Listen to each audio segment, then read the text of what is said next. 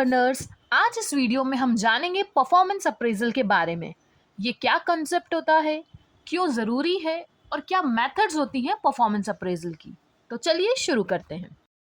तो सबसे पहले परफॉर्मेंस अप्रेजल होता क्या है? It is a systematic and periodic evaluation of employ performance.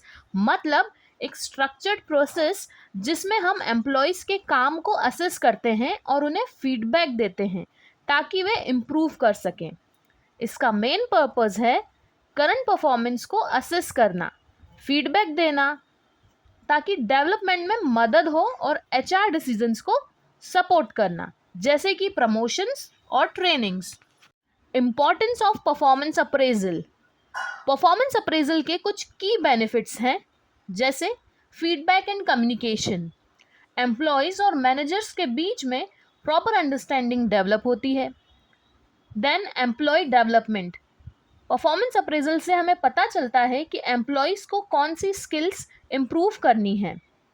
Motivation and recognition. Employees के अचीवमेंट को रिकग्नाइज किया जाता है जिससे उनका मॉरल बढ़ता है। HR decisions, promotion, compensation, training जैसे डिसीजन लेना परफॉर्मेंस अप्रेजल के थ्रू बहुत आसान हो जाता है। Organizational effectiveness. इससे इंडिविजुअल गोल्स को ऑर्गेनाइजेशनल गोल्स के साथ अलाइन किया जाता है। Methods of performance appraisal. अब हम मेथड्स के बारे में बात करेंगे। बेसिकली परफॉर्मेंस अप्रेजल की मेथड्स को दो कैटेगरीज में डिवाइड किया गया है, traditional methods and modern methods. Her methods के अपने एडवांटेजेस और लिमिटेशंस हैं। हम हर एक मेथड को इंडिविजुअली आगे डिस्कस करेंगे।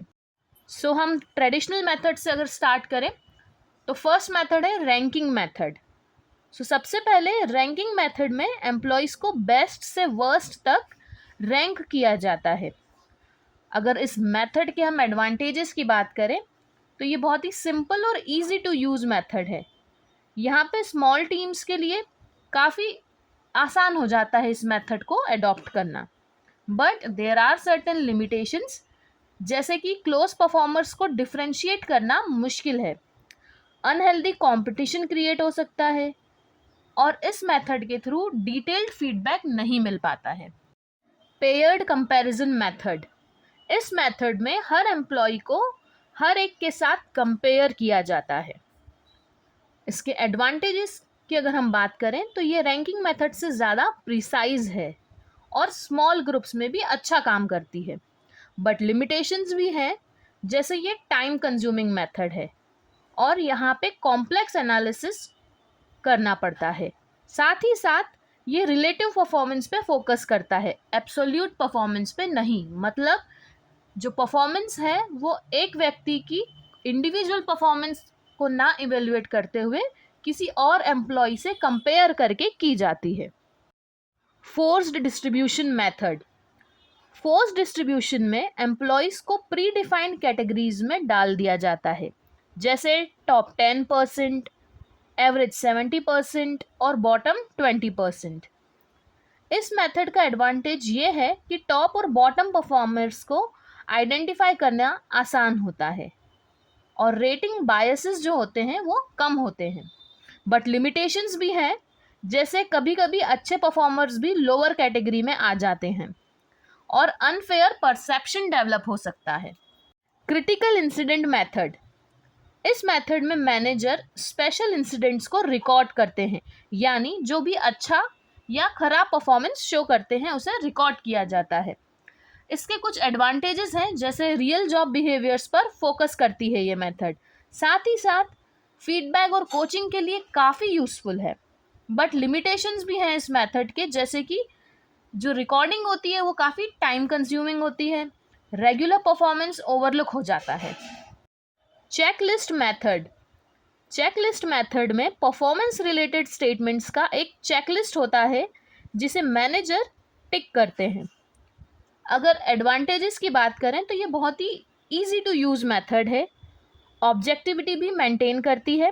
बट साथ ही साथ इसकी कुछ कमियां, कुछ लिमिटेशंस हैं, जैसे ओवर सिंप्लीफाइड इवेल्युएशन हो सकता है और परफॉर्मेंस की क्वालिटी और कॉन्टेक्स्ट यहाँ पे नहीं दिख पाता है।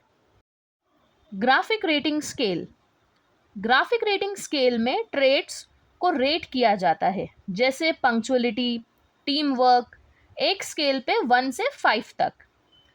इस मेथड के अगर हम एडवांटेजेस की बात करें तो ये बहुत ही सिंपल मेथड है, समझने में भी बहुत आसान है और ये क्वांटिटेटिव डेटा प्रोवाइड करती है। बट लिमिटेशंस भी हैं, जैसे कि जो ट्रेड्स हैं वो सब्जेक्टिव हो सकते हैं, कॉन्टेक्स्ट जो है वो मिसिंग रहता है और बायसेस भी हो सकते हैं। अब हम डिस्कस करेंगे मॉडर्न मेथड्स, जिसमें सबसे पहले मैनेजमेंट बाय ऑब्जेक्टिव्स, इसे शॉर्ट में हम एमबीओ भी कहते हैं। सो एमबीओ में मैनेजर्स और एम्प्लॉयज मिलकर गोल सेट करते हैं और परफॉर्मेंस को अकॉर्डिंगली इवेल्युएट किया जाता है। अगर हम एडवांटेजेस की बात करें तो यहाँ पे एम्प्लॉयज़ का भी इन्वॉल्वमेंट काफ़ी ज़्यादा होता है, क्लियर गोल्स और मेजरेबल टारगेट्स सेट होते हैं और यहाँ पे कंटिन्यूस फीडबैक भी पॉसिबल है।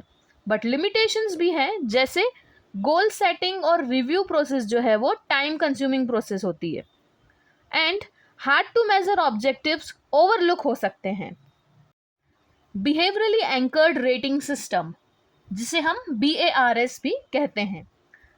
सो BARS में रेटिंग स्केल्स के साथ साथ स्पेसिफिक बिहेवियरल एग्जाम्पल्स होते हैं।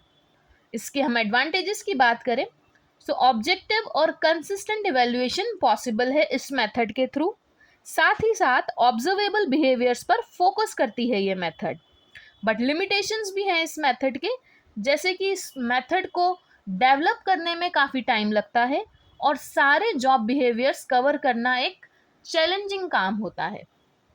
360 डिग्री फीडबैक, इस मेथड में सुपरवाइजर, पीयर्स, सबऑर्डिनेट्स और खुद एम्प्लॉय से भी फीडबैक लिया जाता है।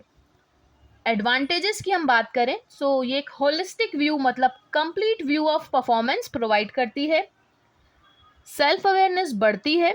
बट लिमिटेशंस भी हैं कि कंफ्यूजन हो सकता है अगर फीडबैक क्लियर ना हो एंड बायसेस भी पॉसिबल है। असेसमेंट सेंटर्स में रोल प्लेस, ग्रुप डिस्कशन और सिमुलेशंस होते हैं, जिससे कॉम्पिटेंसीज और पोटेंशियल इवेल्युएट होता है। अगर हम एडवांटेजेस की बात करें तो ये रियलिस्टिक और होलिस्टिक मेथड है। फ्यूचर रोल्स के लिए भी पोटेंशियल आइडेंटिफाई किया जा सकता है इस पर्टिकुलर मेथड के थ्रू। बट लिमिटेशंस इस मेथड्स के भी हैं, जैसे कि ये एक एक्सपेंसिव प्रोसेस है और स्किल्ड असेसर्स की रिक्वायरमेंट ज़रूरी है यहाँ पे। एडवांटेजेस ऑफ परफॉर्मेंस अप्रेजल, अगर हम ओवरऑल बेनिफिट्स की बात करें परफॉर्मेंस अप्रेजल के तो एम्प्लॉय डेवलपमेंट जो है वो इम्प्रूव होता है इसके through, promotions, training decisions easy हो जाते हैं, ऑल्सो कम्युनिकेशन और फीडबैक एनहांस होता है and individual goals organizational goals से हम अलाइन कर सकते हैं। Limitations of performance appraisal, performance appraisal के कुछ लिमिटेशंस हैं जिसके कारण जो मेथड्स हैं वो या तो सक्सेसफुल नहीं हो पाती हैं या ऑर्गेनाइजेशन सक्सेसफुली इम्प्लीमेंट नहीं कर पाते हैं।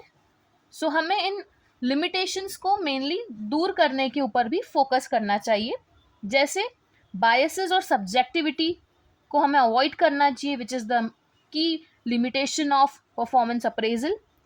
देन प्रोसेस जो है वो टाइम कंज्यूमिंग होती है, डीमोटिवेशन भी हो सकता है अगर सही से प्रोसेस को हैंडल ना किया जाए। ऑल्सो पास्ट परफॉर्मेंस पर फोकस ज़्यादा हो सकता है और फ्यूचर ग्रोथ पर कम। So try to avoid these limitations during performance appraisal. So learners, इस वीडियो के थ्रू हमने जाना कि परफॉर्मेंस अप्रेजल एक इसेंशियल टूल है जिससे हम एम्प्लॉयज़ को डेवलप कर सकते हैं, HR डिसीजन बेटर तरीके से ले सकते हैं और ऑर्गेनाइजेशन को ग्रो कर सकते हैं। प्रॉपर मेथड सिलेक्शन और फेयर इम्प्लीमेंटेशन इसके लिए बहुत ज़रूरी है। So this was all about performance appraisal, its methods, their limitations, advantages. So if you are having any queries, please mention them in comment section. I would love to answer them. And show your support by liking and sharing this video. And stay tuned with Management Munch. Till then, keep learning, keep shining.